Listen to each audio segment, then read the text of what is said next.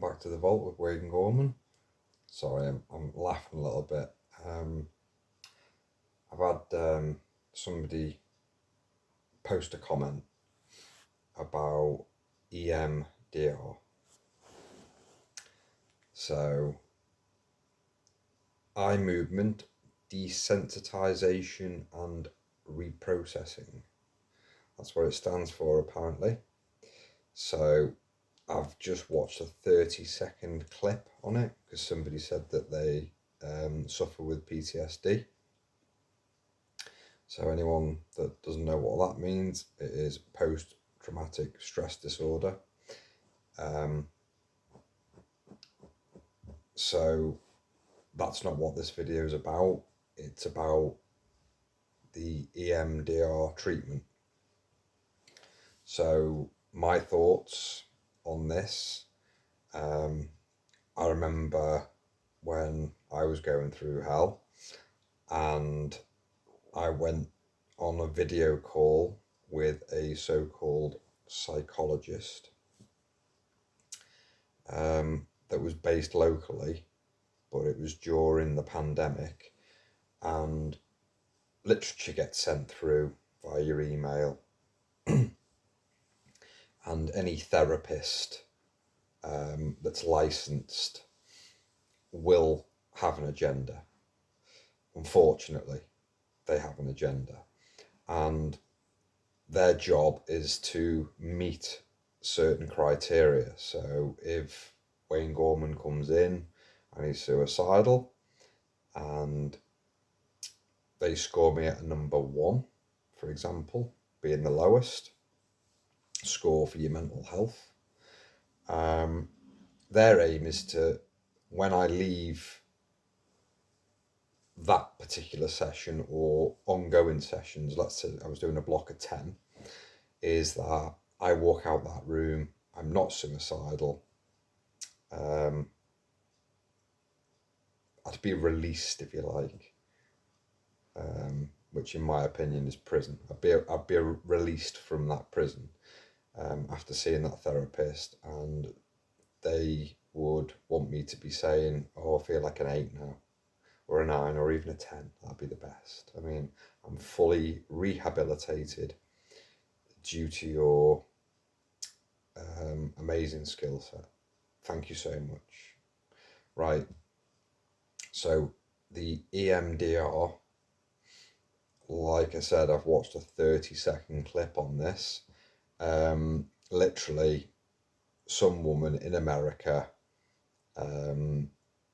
sounding pretty condescending to the so-called patient, I must admit, saying, how do you feel about being here today?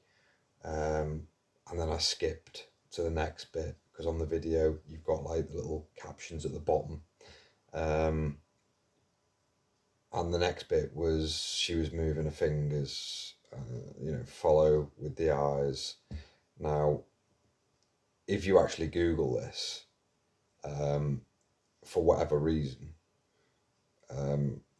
it will say, yes, we're in agreement, and there's bodies, the World Health Organization or whatever they are that support this, and there's a success rate for people recovering with PTSD using this.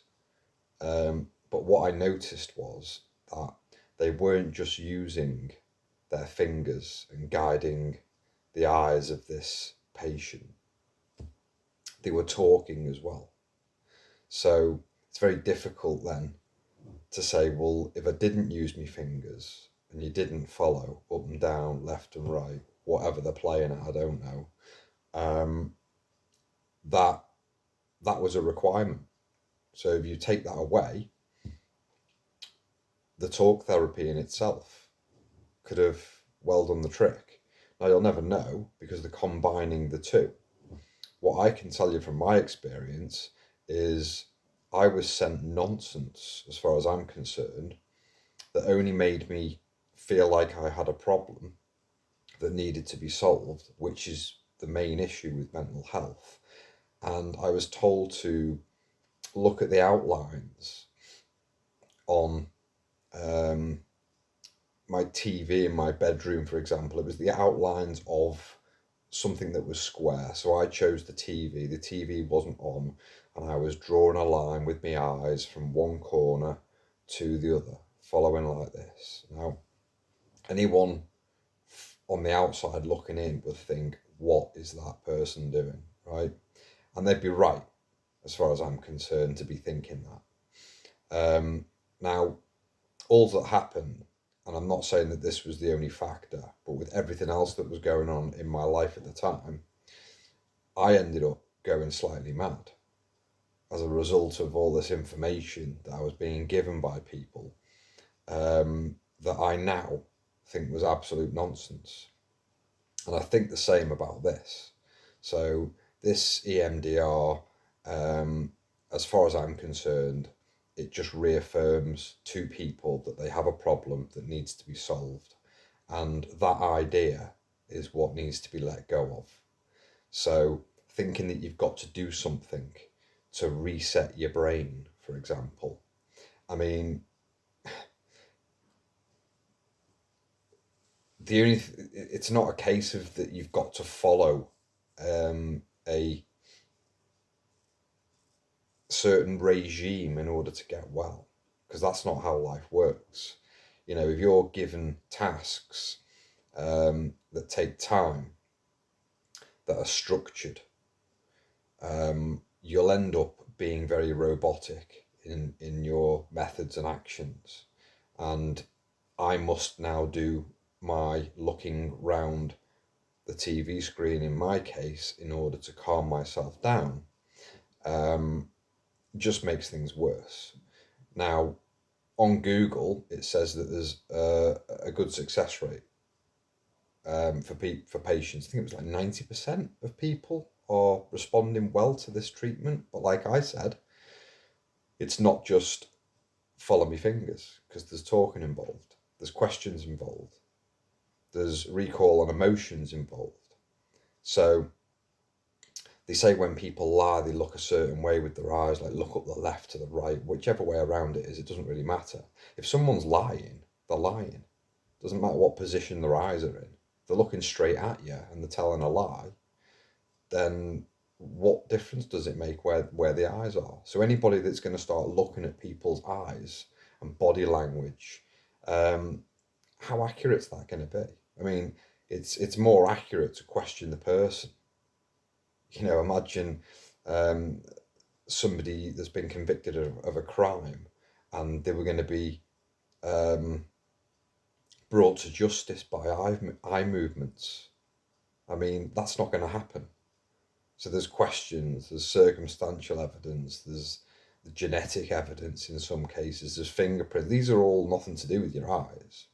So my take on EMDR is it's not required. And if you're anything like me, if your eyes are open, there's an input of data from whatever it is in that environment. So there's distractions. And if the eyes are required to remember, why is it that I find it easier to remember things with my eyes closed? So I've got no visual input and I can think clearer with my eyes closed, because now it's me thinking. So it's going to be a short video on EMDR. So anybody that's going to go and do that, if it's going to work, then it's going to work because of the talk therapy, not because of the position of your eyes.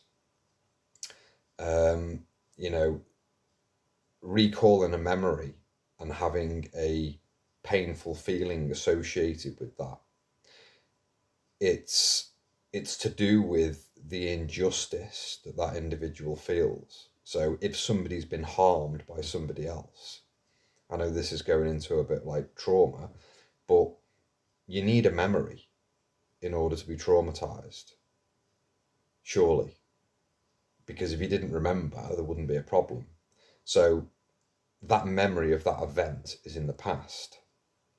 And there may be a worry that there's going to be similar future events in the future. But just looking at the past, you need a memory.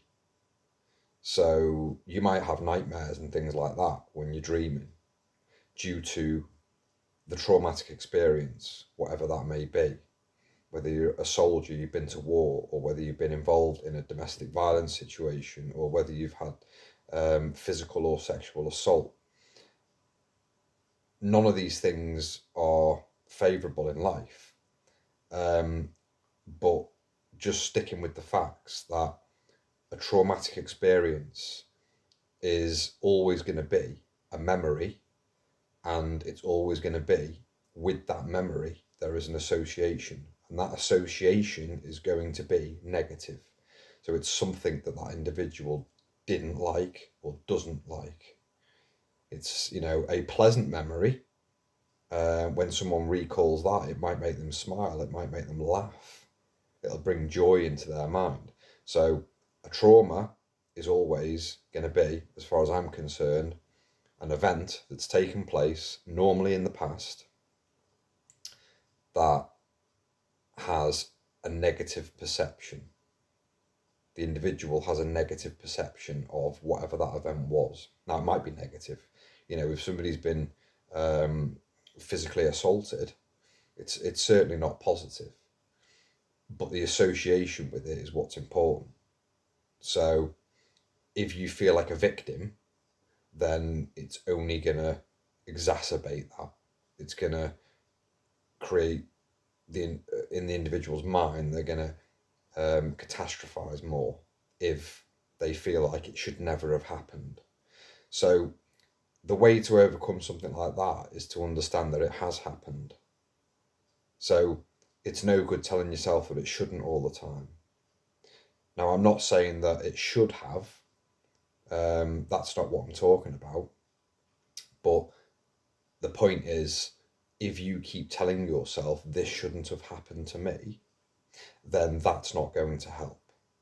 We already know that in the case of someone being assaulted, for example, and they had not played a part in that, so it was completely external. They hadn't put themselves in that position deliberately, because obviously a soldier going to war, that's a deliberate act. So anybody that goes to war that then says, well, I've got PTSD, well, surely that should have been expected. So if a soldier then has an expectation before they go to war that they're never going to have PTSD, then that's unrealistic.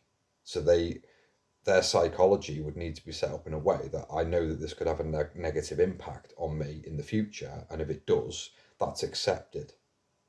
So eventually, the individual, when they start recalling to begin with, they'll have, you know, nightmares, night sweats, possibly not sleeping. All those sorts of things will eventually fade if they don't keep fueling the fire. You know, so if you keep fueling the fire, like, this shouldn't have happened, and I can't believe that, and I'm now suffering with PTSD, I want it to go away, I hate it, and you hate the effects of what's already taken place, you're creating more of a problem by doing that. So back to the eye movement. Is it something that I agree with?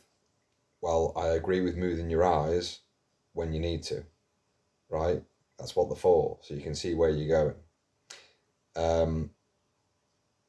With regards to looking at people's fingers in talk therapy, going from left to right, as far as I'm concerned, it's not going to make any difference. You can close your eyes and you can recall a memory, if not better, with your eyes closed. So that's my take on it. If you're ever invited to go into that kind of thing, if it works for you, it works for you. But it'll be working, as far as I'm concerned, because of the talk therapy that goes with it. I don't believe it's got anything to do with the position of your eyes. As I said, you can remember with your eyes closed. So that's the video today. Any comments, post them. If you've had EMDR and found it successful and you had no talk therapy, I'd be interested to hear about it. So until next time, I'll speak to you later.